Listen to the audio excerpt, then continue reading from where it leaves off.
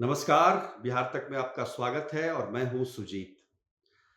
आज एक बार फिर बात फरार निलंबित आईपीएस अधिकारी आदित्य कुमार की, क्योंकि आज सुबह से ही आदित्य कुमार के कई ठिकानों पर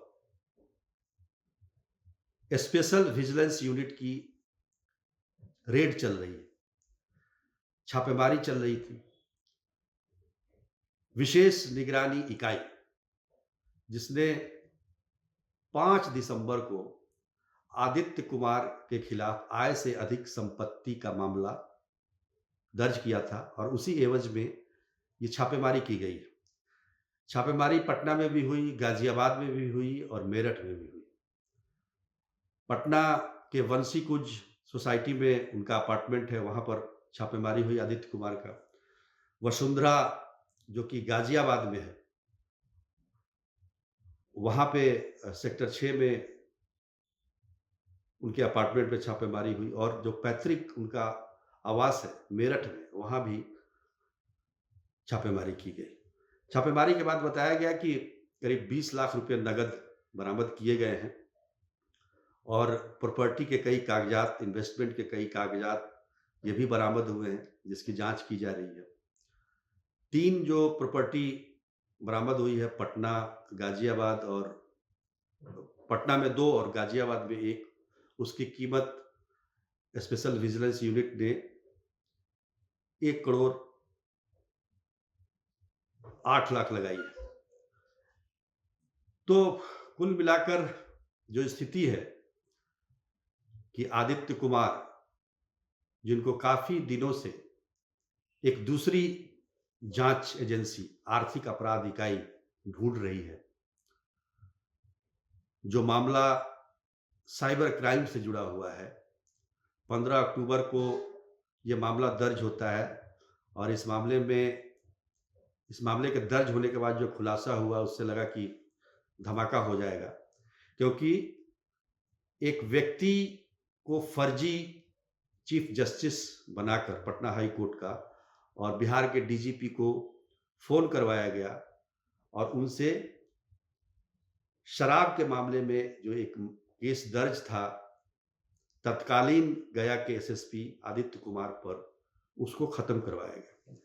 डीजीपी साहब को काफ़ी दिनों के बाद, केस ख़त्म होने के महीनों बाद, 1 महीने बाद पता चलता है कि वो व्यक्ति पटना हाई कोर्ट का चीफ जस्टिस नहीं था, बल्कि कोई जालसाज था, जिसका नाम अभिषेक अग्रवाल है। और अभिषेक अग्रवाल जो है, वो आदित्य कुमार का मित्र है, दोस्त है। ये कहानी आप सुन चुके होंगे, हमने पहले भी इसके बारे में ज़िक्र किया था। अब उस मामले में 4 लोग तो गिरफ्तार हो गए, अभिषेक अग्रवाल भी गिरफ्तार है, लेकिन माफ़ कीजिएगा, आदित्य कुमार अभी तक फरार चल रहे हैं। आर्थिक अपराध इकाई लगातार कोशिश कर रही है, कई बार छापेमारी की गई उनके पैतृक आवास मेरठ में भी, यूपी के कई ठिकानों पर छापेमारी हुई, लेकिन कहीं कुछ आदित्य कुमार का पता नहीं चल पाया और अभी तक हम कह सकते हैं कि पुलिस को, यानी कि आर्थिक अपराध इकाई को, कोई सफलता नहीं मिली है। आर्थिक अपराध इकाई के अधिकारियों से बातचीत करने पर वो बताते हैं कि चूंकि आदित्य कुमार आईपीएस अधिकारी हैं, इसलिए पुलिस के सारे ट्रिक को जानते हैं, इसलिए पुलिस को उन्हें ट्रेस करना काफ़ी मुश्किल हो रहा है। अब जब गिरफ्तारी नहीं हुई है, तो आर्थिक अपराध इकाई ने उनके इश्तेहार के लिए प्रेयर किया था, जो कि मिल भी गया है। 1-2 दिन के अंदर पटना और मेरठ में इश्तेहार भी लगाया जाएगा। उसके बाद कुर्की जब्ती की कार्रवाई होगी। ये तमाम प्रक्रिया, जो कानूनी प्रक्रिया है, वो चलती रहेगी। लेकिन देखिए किस प्रकार से एक व्यक्ति एक के बाद एक मामलों में फँसता जाता है। सबसे पहले जो मामला आया, जब वो आदित्य कुमार गया के तत्कालीन एसएसपी थे और शराब के मामले में फतेहपुर के थानेदार संजय कुमार ने जो लापरवाही बरती और उसको बचाने के प्रयास में वो खुद उसमें फँसते चले गए और इतना फँसे कि हालत यहाँ तक पहुँच गई। उस थानेदार को बचाने के चक्कर में उन पर शराबबंदी मामले का एक केस भी दर्ज हो गया। शराबबंदी कानून को लागू करने में जो लापरवाही बरती उन्होंने, वो केस दर्ज हो गया।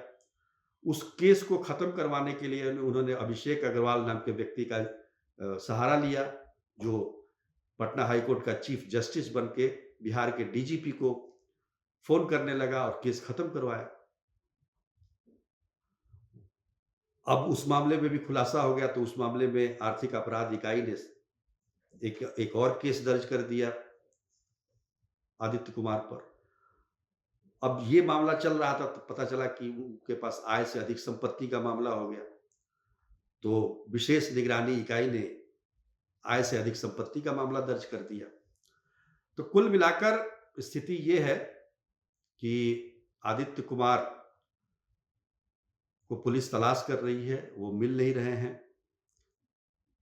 कोशिश लगातार पुलिस की चल रही है, पर इसके बावजूद उनकी गिरफ्तारी नहीं हो रही है। लेकिन सवाल ये है कि अगर वो गिरफ्तार हो जाते हैं, चलिए आय से अधिक संपत्ति का मामला जहाँ तक है उसमें उनको अपनी सफाई में कागजात पेश करने होंगे। लेकिन जो अभिषेक अग्रवाल के मामले में, जो फर्जी चीफ जस्टिस के मामले में अगर उनसे पूछताछ होती है तो उनके पास क्या जवाब होगा? क्योंकि उन्होंने खुद अपने ही डिपार्टमेंट के सबसे चीफ को एक तरीके से चीट किया, एक तरीके से अपना काम करवाने के लिए फर्जी व्यक्ति का सहारा लेकर ये काम करवाया और केस खत्म करवाया। तो इस मामले को लेकर जब अग्रिम जमानत पर सुनवाई हो रही थी आदित्य कुमार की कोर्ट में, तो उसमें काफ़ी कुछ खुलकर भी सामने आया, जिसमें कहा गया कि अगर आदित्य कुमार दोषी हैं, तो डीजीपी का क्या रोल है, ये भी देखना होगा। और सबसे बड़ी बात कि आर्थिक अपराध इकाई ने जो केस डायरी प्रस्तुत की है कोर्ट में, वो काफ़ी विस्फोटक है। उसमें बहुत सारी जानकारियाँ हैं, उसमें चैट है। अभिषेक अग्रवाल के जो मोबाइल फ़ोन में जो चैट है, वो उस डायरी में है। वो चैट बिहार के डीजीपी से हुआ है। भले ही अभिषेक अग्रवाल ये कहता हो कि मैं पटना हाई कोर्ट के चीफ जस्टिस बन के चैट कर रहा था, तो वो सारी जानकारी उसके अंदर है और काफ़ी हम ये कह सकते हैं विस्फोटक है। जब वो सामने आएगा वो मामला, तो काफ़ी संगीन मामला होगा और एक बार फिर पुलिस पर उँगलियाँ उठेंगी। आजकल वैसे ही उँगली उठ रही है, क्योंकि कानून व्यवस्था की जो स्थिति बिहार में है, वो काफ़ी चिंतनीय है। बहुत सारी घटनाएँ आप देख सुन रहे होंगे। गंभीरता, देखिए घटनाएँ तो हर जगह होती हैं, हर राज्य में, लेकिन घटना के बाद की जो कार्रवाई होती है, जिस तरह से चिंता पहले जताई जाती थी, आजकल वो चिंता नहीं जताई जा रही है। इससे ये लगता है कि कहीं न कहीं कानून व्यवस्था को लेकर वो गंभीरता नहीं है जो होनी चाहिए। आज के लिए बस इतना ही, तब तक के लिए नमस्कार।